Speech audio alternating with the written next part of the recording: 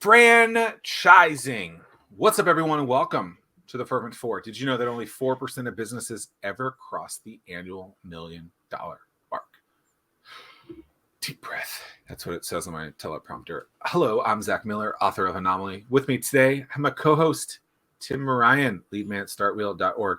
Thank you so much for joining us. The Fervent 4 is a weekly show each and every Thursday at 11 a.m., dedicated to sharing insights into growing a world-class business, no matter the climate. Eddie Montero opened the UPS store, hashtag 645 Quarter Path Road Shopping Center in Williamsburg a little while ago. When did you open that store, Eddie? Hey, good morning. That was back in July of 2015. And you acquired that from someone else, if I remember the story. Did you? We did. There was a couple that owned the store, that one and the one up in Gloucester that we also own. We bought them at the same time. Yes. Gotcha. When did UPS in general just start franchising that model out? Is that something that's fairly new, or is that something that had always been around? UPS ended up buying the old mailboxes, etc., which was a San Diego-based franchise that started opening just for mailbox rental through the military back in San Diego. They had expanded. UPS decided that it wanted a brick and mortar location with a face, and they bought out mailboxes, etc. That has turned out to be, that was back in the 90s, if I remember correctly. Oh, wow. And now we're up to almost 5,000 UPS stores across the nation, to include Hawaii, Alaska, and there's some UPS stores in Canada as well. All independently owned. They're not corporate owned. Yeah, we have the privilege of knowing you for a little while and knowing some of the backstory, but you have a business partner that you entered the UPS store with, and you guys also both served in the military together in the United States Navy. Talk us through that period of time. You were in the Navy together. You decided to retire. You wanted to invest in a business together. How did all that come about?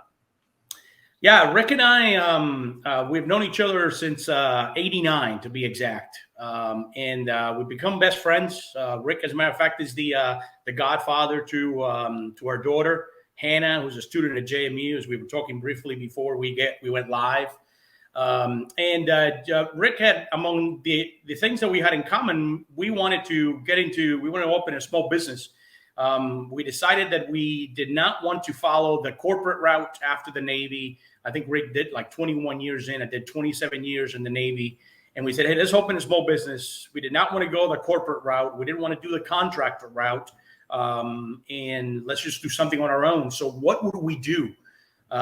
We knew we did not want to get into food service for multiple reasons. And we figured out that we're not very creative individuals. However, you make it in the military, given that the military is very big in giving you, quick guides or instructions. If you can follow the recipe, so that being the case, a franchise became pretty much the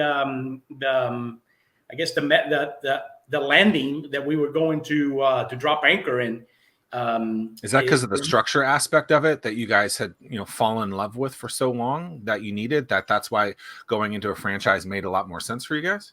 It does. It did at the time. It still does as well. One thing that we liked about the franchise is that they give you the recipe, and it's pretty much, hey, here's the 95% solution. Don't mess it up. For the other 5%, you can either work it out yourself. You can give us a call. It's that type of approach. There's also a bit of a hand holding that takes place when you get into business. You are unlike someone else that starts business on their own.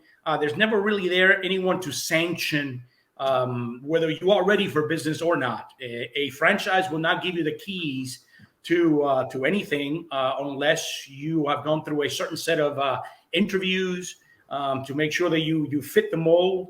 There is some training associated with that as well, to make sure that the way forward is done exactly the way they want you to, and not the way you think is best. it's very common for an individual who's been a mechanic to open up a Maneki or a Dirty Monkeys, Oil Monkeys, whatever it's called, oil and filter change place. And one of the things is say, hey, don't worry, I'm the best guy for this bit because I've run a mechanic shop before. And it's very common for that franchise to say, I want you to forget everything you ever know about mechanics, and I want you to do mechanics the way we're asking you to do mechanic, not the way you do before. That's like what you were saying, like you're buying the recipe. So you are. If the recipe works, which is what I think a lot of people in franchises should be buying, right? You're like, oh, I have this proven model, in the UPS store, a model, it sounds like you said 95%.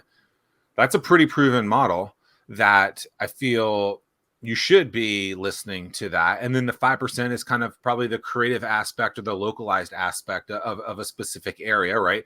Cheyenne, Wyoming to Williamsburg, Virginia, probably slightly different places. I don't know. I haven't been to Cheyenne, but it sounds like they would be different.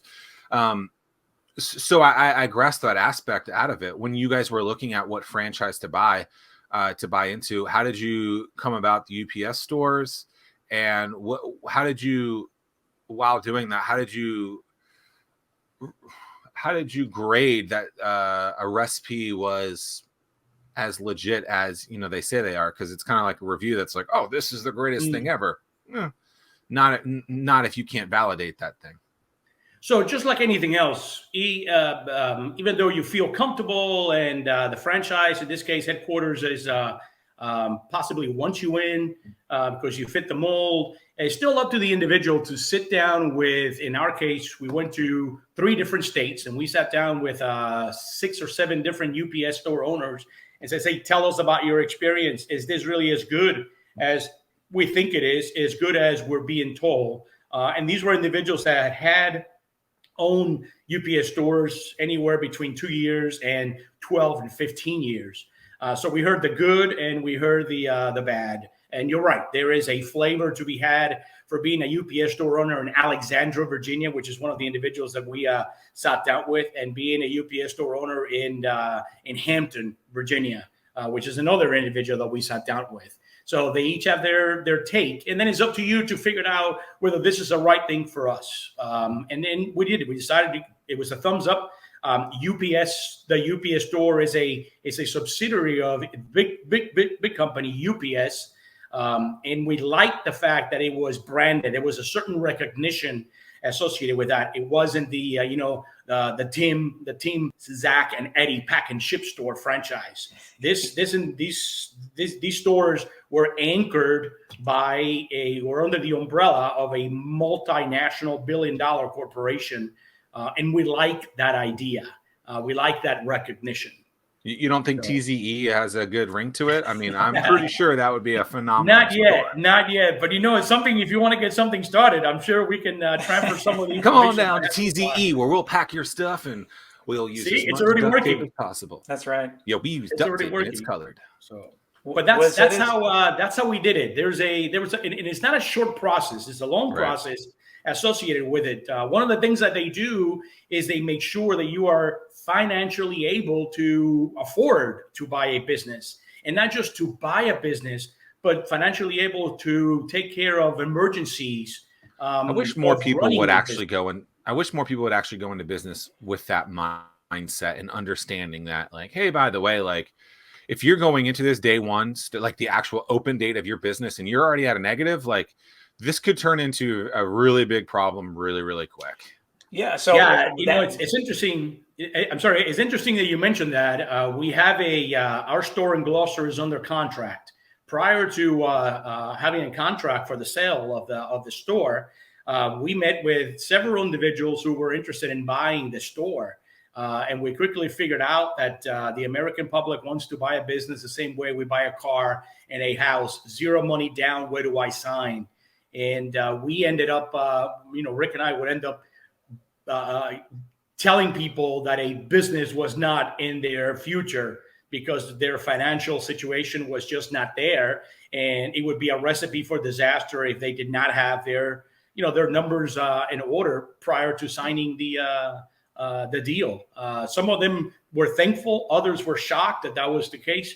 And then you run over some numbers for them, and they quickly figured out, wow, I didn't know that was the case. So it's very sad. And we were happy to go through that process. It was very frustrating after a while, especially when you got to tell people that, hey, you know, I cannot sell you the business. You cannot afford the business.